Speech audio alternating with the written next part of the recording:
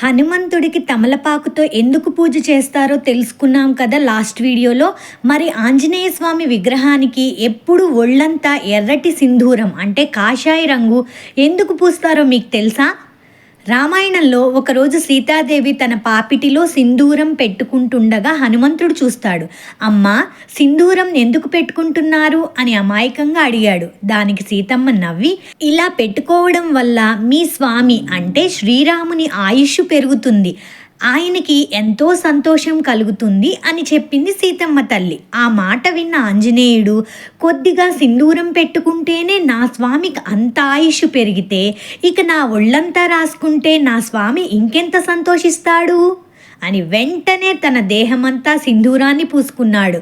ఆ అమాయకమైన అపారమైన భక్తికి మెచ్చి తనకు సింధూరం సమర్పించిన భక్తుల కష్టాలను తీరుస్తానని ఆంజనేయ స్వామి వరం ఇచ్చాడు.